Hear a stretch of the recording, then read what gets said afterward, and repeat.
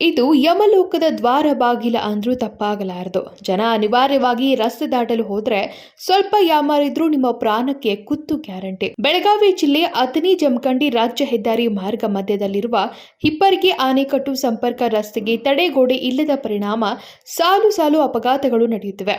ಕಳೆದ 1 ತಿಂಗಳಲ್ಲಿ 14 ಅಪಘಾತ ಪ್ರಕರಣಗಳು ಬೆಳಕಿಗೆ ಬಂದಿವೆ. ಸುಮಾರು 70 ರಿಂದ 80 ಅಡಿ ಆಳವಿರುವ ಕಂದಕದಲ್ಲಿ ಮೊನ್ನೆಯಷ್ಟೇ ಹಾಲು ತುಂಬಿದ ಟ್ಯಾಂಕರ್ ಪಲ್ಟಿಯಾಗಿತ್ತು. ಮತ್ತೆ ಇಂದು ಮಧ್ಯಾಹ್ನ ಆಟೋ ರಿಕ್ಷಾ ಒಂದು ಆಯ ತಪ್ಪಿ ಕಂದಕಕ್ಕೆ ಉರುಳಿದ್ದು ರಿಕ್ಷಾ ಮೇಲೆತ್ತಲು ಸ್ಥಳೀಯರು ಹರಸಾಹಸ ಪಡುವಂತಾಗಿದೆ.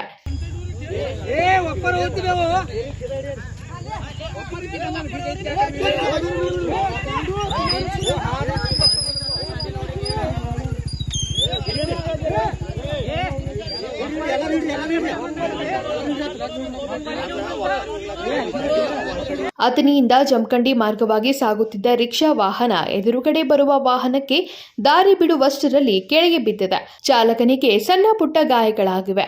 ಅಥಣಿ ಪೊಲೀಸ್ ಠಾಣಾ ವ್ಯಾಪ್ತಿಯಲ್ಲಿ ಈ ಘಟನೆ ನಡೆದಿದೆ. ಆದಷ್ಟು ಬೇಗ ರಸ್ತೆಗೆ ತಡೆಗೋಡೆ ನಿರ್ಮಾಣ ಮಾಡಿ ಅಪಘಾತ ತಡೆಯುವಂತೆ ಸ್ಥಳೀಯರು ಒತ್ತಾಯಿಸುತ್ತಿದ್ದಾರೆ. Ajith Koth, KMM Kannada news, Chikkodi.